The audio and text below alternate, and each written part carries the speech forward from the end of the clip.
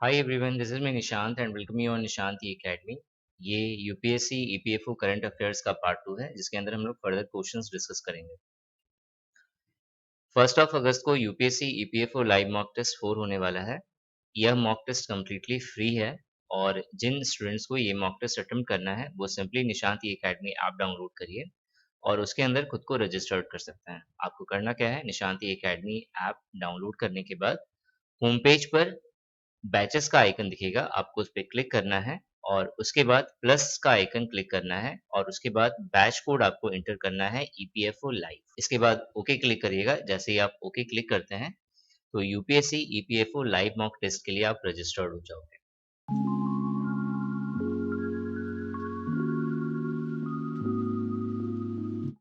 First question है, कायाकल्प award is given for. कायाकल्प पुरस्कार किसके लिए दिया जाता है? पहला ऑप्शन है to promote cleanliness, hygiene and infection control practices in public health facilities. Hindi में बात करें तो सार्वजनिक स्वास्थ्य सुविधाओं में स्वच्छता और संक्रमण नियंत्रण अभ्यास को बढ़ावा देने के लिए। सेकेंड ऑप्शन है to promote yoga and self practice health. योग और स्व अभ्यास स्वास्थ्य को बढ़ावा देने के लिए। थर्ड नंबर ऑप्शन है बोथ ए एंड बी। और जो चौथा ऑप्शन है इनमें से कोई नहीं। सो बेसिकली कायाकल्प अवार्ड एक ऐसा अवार्ड है जो पब्लिक एंड प्राइवेट हेल्थ के फील्ड में दिया जाता है। इसका एम क्या होता है? To promote and ensure hygiene, sanitation and cleanliness in public health facilities in India. उद्देश्य क्या है इसका? तो सार्वजनिक स्वास्थ्य सुविधाओं में स्वच्छता और संक्रमण नियंत्रण प्रथाओं को बढ़ावा देना। प्रथाओं का जगह पे यहाँ पे अभ्यास भी हो सकता है। कब लॉन्च करा गया था कायाकल्प अवार्ड? तो 15 मई 2015 को लॉन्च करा गया था। 2021 में जो हुआ है, जो दिया गया है कायाकल्प अवार्ड, ये 5th कायाकल्प अवार्ड है। कौन देता है ये? तो ministry of health and family welfare के द्वारा ये दिया जाता है। किसे दिया जाता है? तो डिस्ट्रिक्ट लेवल जितने भी public and private health infrastructure है उन्हें, जैसे कि हॉस्पिटल्स हो सकते हैं कि हॉस्पिटल कितना साफ सुथरा है, कितना हाइजीन है, उसके अकॉर्डिंग जो है उस हॉस्पिटल किसी एक पर्टिकुलर या तो डिस्ट्रिक्ट को मिलेगा या फिर डिस्ट्रिक्ट के अंदर कोई पर्टिकुलर हॉस्पिटल है उसे दिया जाएगा, किसी एक लोकेलिटी को दिया जा सकता है। ठीक है। इसका ऑप्शन आप देखो तो 4 ऑप्शंस थे जिसमें से फर्स्ट और दूसरे को ही देखना है। तो योगा के बारे में और सेल्फ प्रैक्टिस हेल्थ के बारे में कोई बात नहीं करी गई है, तो सेकंड ऑप्शन होगा नहीं। तो ये दोनों भी कैंसिल हो गया, तो फर्स्ट ऑप्शन इसका करेक्ट आंसर है। नेक्स्ट क्वेश्चन है, which article of Indian constitution contemplates vertical reservation. भारतीय संविधान का कौन सा अनुच्छेद लंबवत आरक्षण पर बात करता है, विचार करता है? जो रिजर्वेशन है वो बेसिकली दो तरह का होता है। एक को कहते हैं हम लोग वर्टिकल रिजर्वेशन और दूसरा होता है मेरा हॉरिजॉन्टल रिजर्वेशन। वर्टिकल रिजर्वेशन जो है वो आर्टिकल 16(4) के अंदर आता है। वही जो हॉरिजॉन्टल रिजर्वेशन है वो 15(3) के अंदर आता है।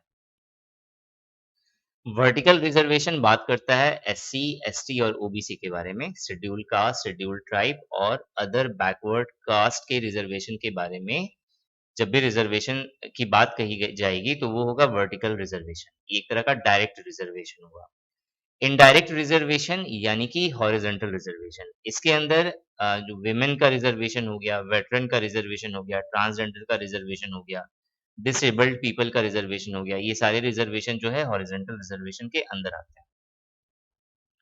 इसके अलावा अगर मैं बात करूं कि रिजर्वेशन स्टार्ट कब हुआ था, तो आफ्टर इंडिपेंडेंस 1947 से स्टार्ट हुआ था रिजर्वेशन, या फिर अगर मैं बोलूं 1947 से बात करी गई थी और 1950 से 50 में जब कॉन्स्टिट्यूशन बना था तो उसके अंदर रिजर्वेशन को मेंशन करा गया था। किसके लिए? तो एससी और एसटी के लिए रिजर्वेशन मेंशन करा गया था।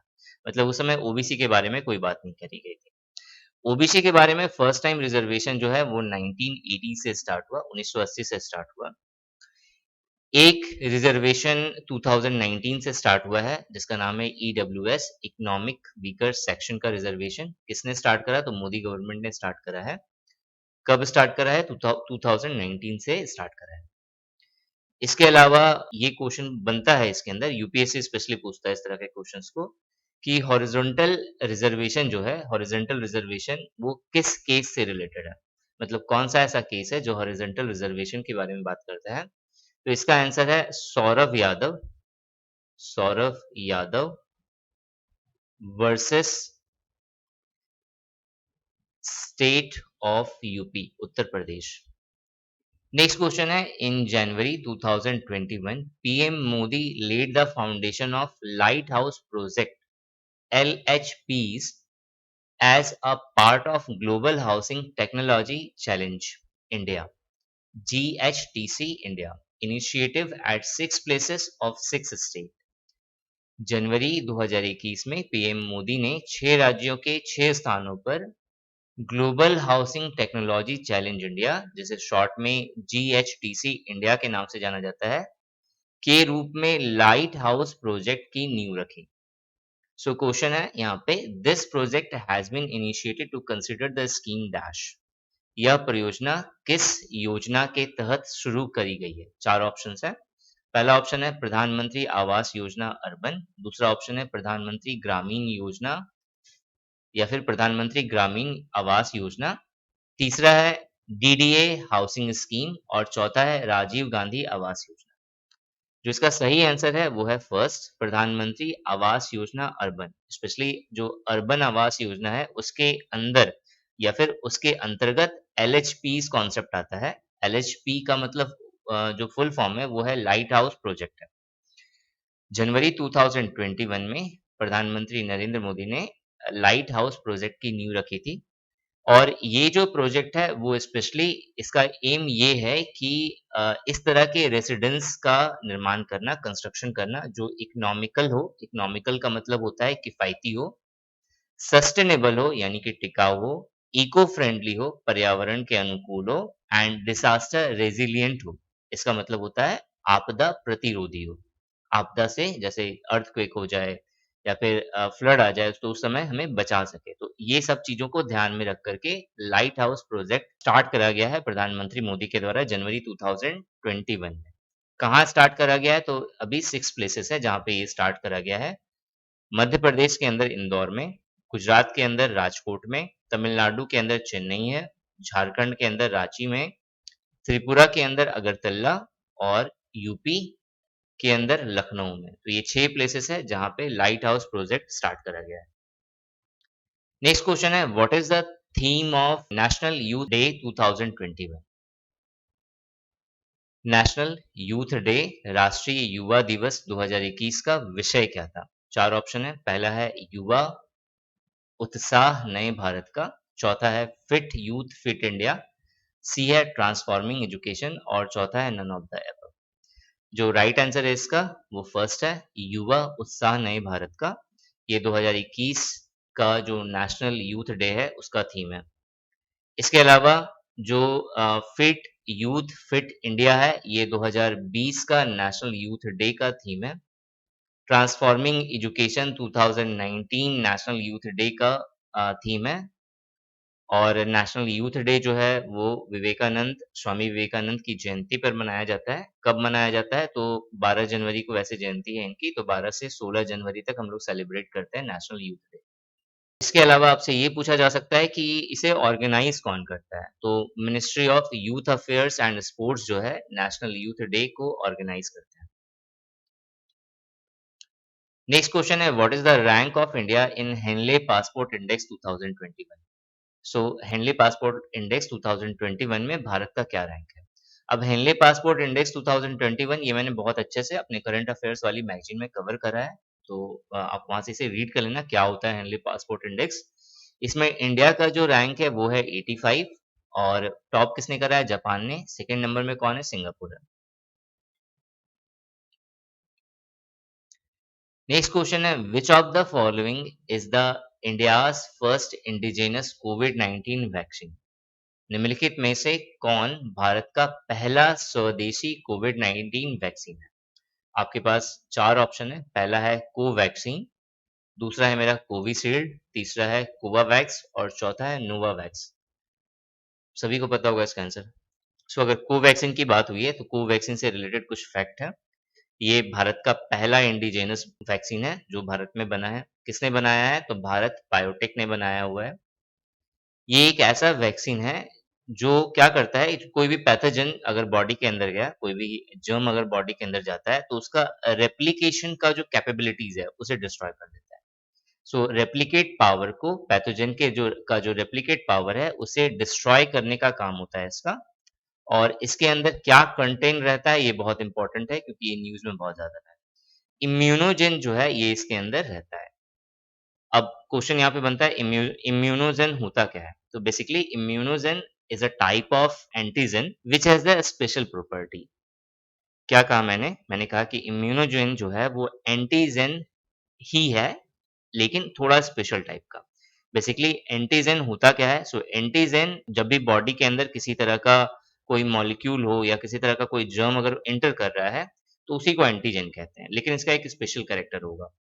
क्या होगा कि जब भी वो बॉडी के अंदर एंटर करेगा, तो वो 2 काम करेगा। पहला काम ये होगा कि जो हमारा इम्यून सिस्टम है, जो हमारा रोग प्रतिरोधक क्षमता है, उसे एक्साइट करेगा, उसे बढ़ाएगा। इनिशिएट कर सकता है, ये भी कह सकते हैं हम लोग। तो पहला काम एंटीजन का ये होता है कि इम्यून सिस्टम को एक्टिवेट करना या फिर उकसाना या फिर बढ़ाना। इसके अलावा जो दूसरा काम होता है एंटीजन का, वो ये होता है कि वो एज़ अ रिएक्टेंट काम करता है। मतलब जैसे ही वो बॉडी के अंदर एंटर करेगा, तो उसके पास एक कैपेबिलिटी होगी बाइंडिंग की, तो वो बाइंड हो सकता है हमारे ब्लड के साथ और बाइंड होकर के क्या बनाता है, तो आपने पढ़ा होगा साइंस में T cell and B cell जो बीटा सेल होता है और टी सेल जो होता है, उस तरह के इसके अंदर कैपेबिलिटीज़ होती है बाइंड करने की उसके साथ और ये बाइंड करके जो है एंटीबॉडीज़ फ़ॉर्म करता है। इम्यूनोजेन का काम जो है सिर्फ़ पहला वाला है। हमारा जो इम्यून सिस्टम है या फिर रोग प्रतिरोधक क्षमता है, उसी को एक्साइट करने का काम करता है। इसके पास बाइंडिंग कैपेबिलिटीज़ नहीं होती है। मतलब ये एंटीबॉडीज़ फ़ॉर्म नहीं करता। ये सिर्फ़ क्या करेगा, जब भी ये बॉडी के अंदर एंटर करेगा, तो हमारा जो इम्यून सिस्टम है, उसे एक्टिवेट कर देगा, उसे ट्रेन्ड कर देगा। लेकिन एंटीबॉडीज़ कभी फ़ॉर्म नहीं करेगा।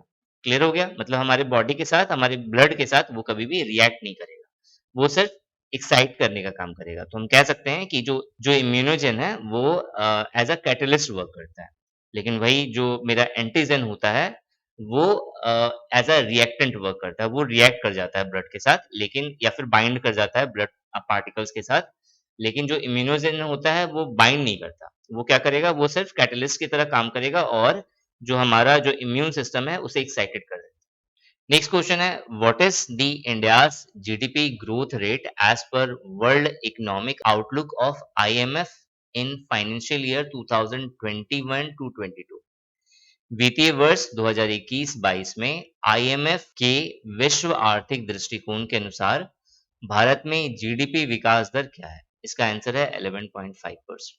अब इसमें आपको ये ध्यान रखना है हमेशा, जो आईएमएफ है उसके अकॉर्डिंग 2021 से लेके 2022 तक का जो एज़्यूम्ड माना हुआ है ये, तो एज़्यूम्ड जो जीडीपी ग्रोथ रेट है, वो है 11.5%। 9.5% ये सीआईआई के अकॉर्डिंग है। सीआईआई का मतलब होता है कॉन्फेडरेशन ऑफ इंडियन इंडस्ट्री। और आप ये ध्यान रखना जो नीति आयोग है उसके अकॉर्डिंग भी जो जीडीपी ग्रोथ रेट है वो 9.5% ही है। इसके अलावा आरबीआई के अकॉर्डिंग जो 2021-22 का जीडीपी ग्रोथ रेट है इंडिया का वो भी 9.5% ही है। वर्ल्ड बैंक के अकॉर्डिंग जो इंडिया का ग्रोथ रेट होने वाला है 2021 टू 2022 में वो है 8.3%। 12% वो किसके अकॉर्डिंग है? तो आपने मूडी का नाम सुना होगा MOODY एपोस्ट्रोफी एस। सो मूडीज के अकॉर्डिंग जो भारत का जीडीपी ग्रोथ रेट है 2021 से 2022 तक का तो वो है 12%। नेक्स्ट क्वेश्चन है what is the range of band spectrum used in 5G network? 5G network में उपयोग किए जाने वाले बैंड स्पेक्ट्रम की रेंज क्या है? चार ऑप्शन है। 5G नेटवर्क के लिए जो बैंड स्पेक्ट्रम होता है वो होता है 30 गीगाहर्ट्ज से लेकर के 300 गीगाहर्ट्ज तक। तो पहला वाला जो ऑप्शन होगा वो राइट आंसर होगा। 5G नेटवर्क की बात करें तो ये तो 30 गीगाहर्ट्ज से 300 गीगाहर्ट्ज ये हमने डिस्कस कर लिया। ये जो बैंड स्पेक्ट्रम का ये जो रेंज है इसे हम लोग कहते हैं मिलीमीटर वेव स्पेक्ट्रम। ये 5G नेटवर्क जो है ये अपग्रेडेड है LTE मोबाइल में। LTE का फुल फॉर्म होता है लॉन्ग टर्म इवोल्यूशन। सो LTE मोबाइल ब्रॉडबैंड नेटवर्क जितने सारे होंगे उसमें 5G सपोर्टेबल होगा वो। और जो 5G की जो स्पीड होती है वो है 20 गीगाबाइट्स पर सेकंड। नेक्स्ट क्वेश्चन है which one of the following has not received Padma Vibhushan award 2021? इनमें से किन्हें पद्मा विभूषण अवार्ड 2021 नहीं मिला है? पहला ऑप्शन है सिंजो आबे, दूसरा ऑप्शन है बाला सुब्रमण्यम, तीसरा ऑप्शन है सुदर्शन साहो। इन तीनों को पद्मा विभूषण मिला है। जो रजनीकांत देवीदास है, इन्हें पद्मा विभूषण नहीं मिला है, इन्हें पद्मा भूषण मिला है। टोटल जो पद्मा विभूषण है 2021 में जितने सारों को पद्मा विभूषण मिला है उनका टोटल नंबर है 7। मतलब 7 लोगों को पद्मा विभूषण मिला हुआ है, 10 लोगों को पद्मा भूषण मिला हुआ है और 102 लोग ऐसे हैं जिन्हें पद्मश्री मिला हुआ है। इसके अलावा जो भारत रत्न का जो अवार्ड है वो लास्ट 2019 में दिया गया था। 19 के बाद 2020 में, 2021 में, ये 2 साल जो है भारत रत्न का अवार्ड नहीं मिला है किसी को। और अगर इसके अंदर जानने वाली बात है कि जो भारत रत्न है वो मैक्सिमम 3 लोगों को दिया जा सकता है, उससे ज़्यादा नहीं। किसे-किसे मिला है पद्मा विभूषण वो देख लेते हैं। टोटल 7 लोग हैं जिन्हें पद्मा विभूषण मिला है। एक है शिंजो आबे, दूसरा है बाला सुब्रमण्यम, नेक्स्ट है बेले मोनप्पा हेज, उसके बाद है सुदर्शन साहो, नेक्स्ट है नरेंद्र सिंह कपानी, उसके बाद है मौलाना वहीउद्दीन खान और लास्ट है बीबी लाल। ये टोटल 7 लोग हैं जिन्हें पद्मा विभूषण मिला है। 10 लोग ऐसे हैं जिसे पद्मा भूषण मिला है, उनके नाम यहाँ पे है, आप रीड कर लेना। इसकी पीडीएफ आपको टेलीग्राम चैनल पे मिल जाएगी, ये कंप्लीटली फ्री होगा। पद्मा अवार्ड बेसिकली कुछ फील्ड्स से रिलेटेड है जिसके जिसके अंतर्गत जो है पद्मा अवार्ड दिया जाता है। पहला है साइंस एंड इंजीनियरिंग, दूसरा है पब्लिक अफेयर्स, तीसरा है सिविल सर्विसेज, चौथा है सोशल वर्क, पांचवा है स्पोर्ट्स, छठा है आर्ट्स, सातवां है trade and industry, then literature and education और लास्ट है मेडिसिन। तो ये सारे फील्ड है जिससे रिलेटेड पद्मा अवार्ड्स दिया जाता है। नेक्स्ट क्वेश्चन है एज पर 15th finance commission what is the expected share of state from tax distribution between the centre and state? 15वें वित्त आयोग के अनुसार केंद्र और राज्य के बीच कर वितरण से राज्य का स्वीकृत हिस्सा कितना है? तो आंसर है इसका 41%। फाइनेंस कमीशन की अगर बात करें तो ये तो 15th फाइनेंस कमीशन था। फाइनेंस कमीशन जो है वो एक कॉन्स्टिट्यूशनल बॉडी है, ये आपको याद रखना है। इसके अलावा जो 15th फाइनेंस कमीशन है वो नवंबर 2017 में कंस्टिट्यूट करा गया था। किसने करा था? तो प्रेसिडेंट ऑफ इंडिया ने करा था। इसके अलावा इसके जो चेयरमैन हैं वो हैं नंद किशोर सिंह। जो 15th फाइनेंस कमीशन का जो टाइम पीरियड है वो 2021-22 से लेकर के 2025-26 तक है। नेक्स्ट क्वेश्चन है what kind of economic recovery in India having as per the economic survey 2021? आर्थिक सर्वेक्षण 2021 के अनुसार भारत में किस प्रकार के आर्थिक सुधार हो रहे हैं? ये क्वेश्चन मैंने बहुत सारे मॉक टेस्ट में भी दिया हुआ है, ऐसे भी बहुत बार मैंने पूछा हुआ है और ये इम्पोर्टेंट भी बहुत ज़्यादा है, आपको दिखा भी बहुत जगहों पे होगा। तो जो इकोनॉमिक डाउनफॉल हुआ है कंट्री में, उसके बाद जो इकोनॉमिक रिकवरी हो रही है, वो किस शेप की है? तो वी शेप्ड है। इसके बारे में डिटेल्स में आपको हमारा जो पीडीएफ है, करंट अफेयर्स के रिगार्डिंग, आपको उसके अंदर ये पूरा डिटेल में मिल जाएगा। इकोनॉमिक सर्वे 2021 ये बहुत इंपॉर्टेंट है। इसका जो थीम है वो है सेविंग लाइव्स एंड लिवलीहुड, ये इसका थीम है 2021 इकोनॉमिक सर्वे का। इसके अलावा इकोनॉमिक सर्वे के बारे में अगर बेसिक चीजें अगर जाने तो ये एक एनुअल डॉक्यूमेंट्स है जो मिनिस्ट्री ऑफ फाइनेंस के द्वारा पास करा जाता है हमेशा। और ये हमेशा इकोनॉमिक सर्वे जो होगा वो जिस दिन बजट आने वाला होगा उसके ठीक एक दिन पहले आता है। फर्स्ट इकोनॉमिक सर्वे जो है वो 1950 से 1951 में आया था और फर्स्ट इकोनॉमिक सर्वे था वो फर्स्ट बजट के साथ ही आया था। उसके बाद से नेक्स्ट बजट के टाइम में जो है ये इकोनॉमिक सर्वे जो है वो बजट से अलग हो गया था। उसे डिटैच करके मतलब 1 दिन पहले लाया जाने लगा। इसके अलावा जो है इकोनॉमिक सर्वे में आप ये ध्यान में रखना ये इम्पोर्टेंट है, ये पूछ सकता है कि जो एज़्यूम्ड जो रियल जीडीपी है 2021-22 का वो है 11% और जो एक्चुअल रियल जीडीपी 2020-2021 में देखा गया वो सोचा गया था कुछ और लेकिन जो है -7.7% था। ये सेकंड वेव ऑफ कोविड की वजह से।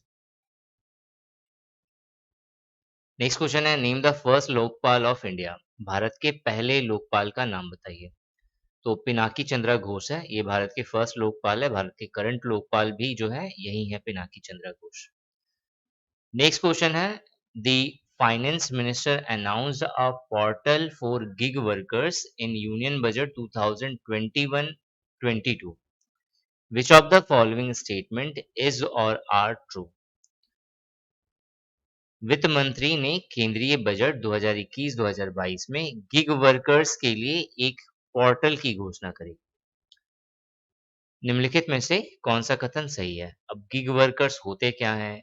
ये मैंने वीडियोज़ में भी बता रखा है इंडस्ट्रियल रिलेशन वाले, आपको ई-बुक के अंदर भी दिख जाएगा गिग वर्कर्स के बारे में डिटेल्स में और ये इम्पोर्टेंट भी बहुत है क्योंकि जो इंडस्ट्रियल रिलेशन का जो कोड है उसके अंदर भी ये चीज़ें मेंशन है। एसआई जो सोशल सिक्योरिटी इन इंडिया का जो कोड है, उसके अंदर भी गिग वर्कर्स के बारे में मेंशन करा गया है। तो इसे आप अच्छे से करके जाना, गिग वर्कर्स के बारे में।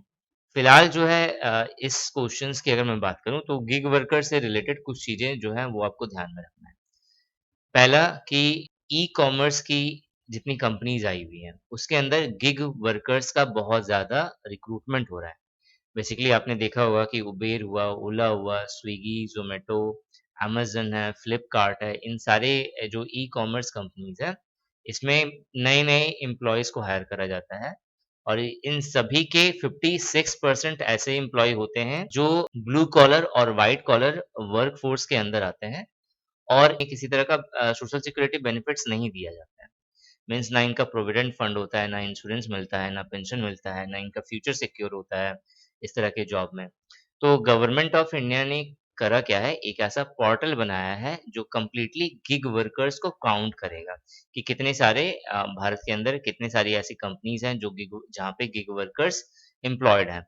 और ताकि जो है एग्ज़ैक्ट डाटा उन्हें पता चल सके और बाद में क्या करे गवर्नमेंट की गिग वर्कर स्कीम्स अनाउंस कर सके ताकि सोशल सिक्योरिटी के अंदर उन्हें सिक्योरिटी प्रोवाइड करा जा सके।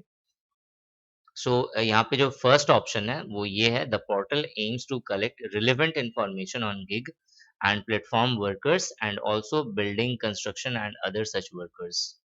दूसरा है it helps to formulate health housing skill insurance credit and food schemes. Third है बोथ, तो इसका आंसर जो है वो बोथ होगा, वो अभी मैंने आपको समझा दिया था। सो आपको बस ये गिग वर्कर्स का टॉपिक ये याद रखना है, यूनियन बजट 2021-22 में इसकी बात हुई है और एक ऐसा प्लेटफ़ॉर्म या एक ऐसा पोर्टल बनाने की बात करी गई है, जहाँ पे गिग वर्कर्स को काउंट करा जा सके कि के देश में कितनी सारी ऐसी कंपनीज़ हैं, जहाँ पे गिग वर्कर्स एम्प्लॉयड हैं। गिग वर्कर के साथ-साथ प्लेटफ़ॉर्म वर्कर्स हैं या फिर ऐसे वर्कर्स हैं जो अनऑर्गेनाइज़्ड सेक्टर्स में एनरोल्ड हैं। ताकि उनके लिए जो है एक ऐसा स्कीम फ़ॉर्मुलेट करा जाए ताकि जहाँ पे उन्हें सिक्योरिटी मिल सके हेल्थ से रिलेटेड, हाउसिंग से रिलेटेड, इंश्योरेंस से related, credit and food scheme से रिलेटेड। नेक्स्ट क्वेश्चन है इन 2021-22 budget the union finance minister announced the mega investment textile parks Mitra scheme. Which of the following statement is not true about it? 2021-22 के budget में केंद्रीय वित्त मंत्री ने mega investment textile park मित्रा योजना की घोषणा की। इसके बारे में कौन सा कथन सत्य नहीं? तो आपको तो पहले पता होना चाहिए कौन-कौन से कथन है इससे रिलेटेड जो सही है। सो बेसिकली जो मेगा इन्वेस्टमेंट टेक्सटाइल पार्क यानी कि मित्रा जो स्कीम है इसके अंदर 7 टेक्सटाइल पार्क्स या 7 टेक्सटाइल हब बनाने की बात कही गई है।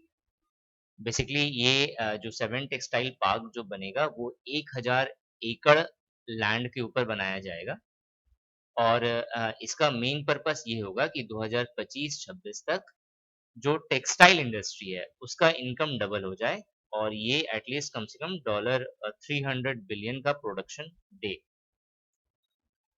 इसके अंदर जो है एक्स्ट्रा इन्वेस्टमेंट की बात कही गई है। ये एक्स्ट्रा इन्वेस्टमेंट जो है वो 10,683 रुपए का 10,683 करोड़ रुपए का इन्वेस्टमेंट होगा और ये इसलिए इन्वेस्टमेंट करा जाएगा ताकि प्रोडक्शन से रिलेटेड मीन्स टेक्सटाइल प्रोडक्शन से रिलेटेड नए-नए स्कीम्स वगैरह सब लाई जा सके। सो यहाँ पे फर्स्ट ऑप्शन है a proposal to develop 7 mega integrated textile region. तो ये पहला वाला ऑप्शन सही है क्योंकि 7 मेगा टेक्सटाइल पार्क्स बनाने की बात कही गई है। दूसरा ऑप्शन है the park will be set up over 1000 acres of land, ये भी सही है। It will be an additional addition to the 10,683 crore production linked incentive scheme for technical, textile and man-made fiber। तो एक्स्ट्रा इन्वेस्टमेंट की बात कही गई थी, गवर्नमेंट ने कही है इस बजट में 2021-22 के बजट में कि 10,683 रुपए का एक्स्ट्रा इन्वेस्टमेंट करा जाएगा इस स्कीम के अंदर। तो ये तीनों स्टेटमेंट सही है। तो इसमें क्वेश्चन था कि कौन सा स्टेटमेंट गलत है, तो कोई भी स्टेटमेंट इसके अंदर गलत नहीं है। तो चौथा नंबर जो होगा वो राइट आंसर होगा। नेक्स्ट क्वेश्चन है the economic survey 2020-21 has introduced the bare necessity index BNI to bring equity in economic development among state and regions in India. The data for bare necessity index is collected from। बहुत important question है और बहुत ज्यादा chances है कि इससे question आपको दिखे। देखो क्वेश्चन ये कह रहा है कि जो आर्थिक सर्वेक्षण हुआ है, जो इकोनॉमिक सर्वे है 2020-21 का, उसमें एक इंडेक्स को लाया गया है, इंट्रोड्यूस करा गया है। इस इंडेक्स का नाम है बेयर नेसेसिटी इंडेक्स, शॉर्ट में से BNI है। और ये इस चीज पर काम करेगा कि जो भी इकोनॉमिक डेवलपमेंट हो रही है देश के अंदर, वो हर स्टेट में, हर रीजन में इक्वल हो। क्लियर हो गया यहाँ तक? तो क्वेश्चन ये है यहाँ पे कि जो बेयर नेसेसिटी इंडेक्स का जो डाटा कलेक्ट करा जाएगा बेयर नेसेसिटी इंडेक्स के लिए, मतलब इसके अंदर जो हम लोग रिकॉर्ड करेंगे, तो उसके के लिए जो डाटा लिया जाएगा वो कहाँ से लिया जाएगा। चार ऑप्शन आपको गिवन है और इसका जो राइट आंसर होगा वो है मेरा NSO का डाटा होगा। ये नेशनल स्टैटिकल ऑफिस का डाटा होगा और ये कब का डाटा होगा, 2012 का और 2018 का। तो फर्स्ट वाला ऑप्शन सही है। अब बेयर नेसेसिटी इंडेक्स के बारे में बात हुई है तो इसके बारे में अच्छे से समझ लेते हैं ये है क्या। तो 30 जनवरी 2021 को ये मतलब लाया गया है ये स्कीम, ये प्लान। इसमें है क्या कि जो लाइफ की क्वालिटी जो है वो इम्प्रूव हो हर रीजन में, हर स्टेट में इक्वली, इस बात पे फोकस करा जाए। इसके अंदर जो दूसरी बात कही गई है वो है थैलीनॉमिक्स की, थालीनॉमिक्स पढ़ते हैं इसे, थालीनॉमिक्स की बात कही गई है। अब थालीनॉमिक्स क्या होता है, तो एक ऐसी इकोनॉमिक्स या ऐसी इकोनॉमी जहाँ पे ये ध्यान रखा जाए कि जो हर थाली है, हर प्लेट है या उसके अंदर जो मील होगा वो इक्वली हो और हर घर तक पहुंचे। क्लियर हो गया? मतलब जो एक जो नीड है, बेसिक नीड है किसी पर्सन की, इंडिविजुअल की, तो वो जो नीड है मतलब ये, या फिर आप ऐसे समझो कि एक थाली या फिर एक प्लेट खाना जो प्राइस होगी, तो जो डेली बेसिस पे उसकी जो रिक्वायरमेंट होगी पर्सन की, वो उस तक पहुँच जाए। क्लियर हो गया? क्या-क्या इंडिकेटर इसके अंदर यूज़ करा गया है? Water, sanitation, housing, micro environment and other facilities. ये बहुत ज़्यादा इम्पोर्टेंट नहीं है ये लाइन। और जो इंडेक्स का रेंज है वो 0 टू 1 है। ये मतलब इतना ज़्यादा ये मैंने ज़्यादा डिटेल्स में डाल दिया है यहाँ पे। आपको सिर्फ ये जानना है कि बेयर नेसेसिटी इंडेक्स जो है वो क्वालिटी ऑफ लाइफ और इक्विटी इन इकोनॉमिक डेवलपमेंट की बात करता है, जो हर स्टेट, हर रीजन के अकॉर्डिंग हो, मतलब हर स्टेट और हर रीजन में इक्वली हो, इस चीज पे बात करता है। और इसके अंदर जो डाटा लिया जा रहा है वो नेशनल स्टैटिकल ऑफिस 2012 और 2018 का डाटा लिया जा रहा है। नेक्स्ट क्वेश्चन है what is the rank of India in corruption perception index 2020। Corruption perception index 2020 में जो इंडिया का रैंक है वो कितना है, तो आंसर है इसका 86। इसके अलावा 19 में कितना था, तो 80 रैंक था। टॉप में कौन था, तो टॉप में है डेनमार्क और न्यूजीलैंड है। बॉटम में साउथ सुडान एंड सोमालिया है। और corruption perception index transparency international के द्वारा जारी करा जाता है या फिर आप समझ लो इशू करा जाता है और इसका हेडक्वार्टर कहाँ पे है, तो बर्लिन में इसका हेडक्वार्टर है। बर्लिन कहाँ पे है? तो बर्लिन जर्मनी के अंदर। नेक्स्ट क्वेश्चन है इंडियाज़ फर्स्ट स्टेट और UT to launch carbon watch. Carbon watch basically एक मोबाइल ऐप है जो बताता है कि कार्बन कितना ज़्यादा इमिट करा जा रहा है हर एक इंडिविजुअल के द्वारा, हर एक फैमिली के द्वारा।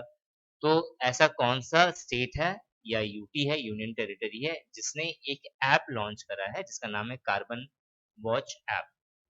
सो ये कौन-सा स्टेट है जिसने कार्बन वॉच ऐप जो है लॉन्च करा है? आपके पास 4 ऑप्शन है और इसका राइट आंसर है चंडीगढ़। ये होम पेज है कार्बन वॉच ऐप का और बेसिकली जो कार्बन वॉच ऐप है, वो कुछ चीज़ों पे बेस्ड है। मतलब जब भी आप इसे ओपन करिएगा तो ये आपको कुछ डिटेल्स फिल करने के लिए ये बोलेगा कि आप ना वाटर कंज़्यूम कर रहे हो, कितना पानी जैसे हिंदी में बोले तो पानी कितना आप खर्च कर रहे हो, एनर्जी कितना कंज़्यूम कर रहे हो, वेस्ट कितना आप जनरेट कर रहे हो। इसके अलावा ट्रांसपोर्टेशन के लिए आप जो है किस तरह का व्हीकल आप यूज़ करते हैं। तो ये सारा डाटा जो है वो रिकॉर्ड करके जो है वो बता देता है कि आपकी फैमिली या फिर इंडिविजुअली अगर आप हो तो आप कितना ज़्यादा जो है कार्बन इमिट कर रहे हो। नेक्स्ट क्वेश्चन है as per India energy outlook 2021 what is the rank of India in energy consumption. Energy consumption में इंडिया का रैंक क्या है ये हमें बताना है इंडिया एनर्जी आउटलुक 2021 के अकॉर्डिंग। सो इसका आंसर है third. India energy outlook 2021 release करा जाता है इंटरनेशनल एनर्जी एजेंसी के द्वारा और इसका हेडक्वार्टर कहाँ पे है? पेरिस फ्रांस में। नेक्स्ट क्वेश्चन है what is the theme of the 16th प्रवासी भारतीय दिवस कन्वेंशन 2021। 16th जो भारतीय प्रवासी दिवस हुआ है तो उसका जो है थीम क्या था? तो आंसर है कंट्रीब्यूटिंग टू आत्मनिर्भर भारत। आत्मनिर्भर भारत में कंट्रीब्यूशन देना यही जो है इसका थीम है। कब मनाया जाता है प्रवासी भारतीय दिवस? तो 9th ऑफ जनवरी को मनाया जाता है। किस लिए मनाया जाता है? तो महात्मा गांधी जो है रिटर्न आए थे साउथ अफ्रीका से इंडिया। कब आए थे? तो 1915 में आए थे। तो उसी उपलक्ष्य में जो है प्रवासी भारतीय दिवस मनाते हैं हम लोग। नेक्स्ट क्वेश्चन है which one is the best feature film award 67th national film award 2020। 67वें राष्ट्रीय फिल्म पुरस्कार 2021 में सर्वश्रेष्ठ फीचर फिल्म का पुरस्कार किसे दिया गया? इसका आंसर है मरक्कर को। मरक्कर आई थिंक एक मलयालम फिल्म है और यहाँ पे मैंने लिस्ट दे दिया है कि जो है नेशनल फिल्म फेयर अवार्ड जो है उसके अंदर क्या-क्या इम्पोर्टेंट है, आप एक बार इसे रीड कर लेना। अगेन इसकी पीडीएफ आपको टेलीग्राम चैनल पे मिल जाएगी, आप वहाँ से इसे डाउनलोड कर सकते हैं। सो ये नेक्स्ट 20 क्वेश्चंस था। पार्ट 3 जो होगा उसके अंदर हम लोग सारे important schemes and government plans जो भी यूपीएससी, ईपीएफओ के लिए इम्पोर्टेंट है वो डिस्कस करेंगे। Thanks for watching this video and wish you good luck for it.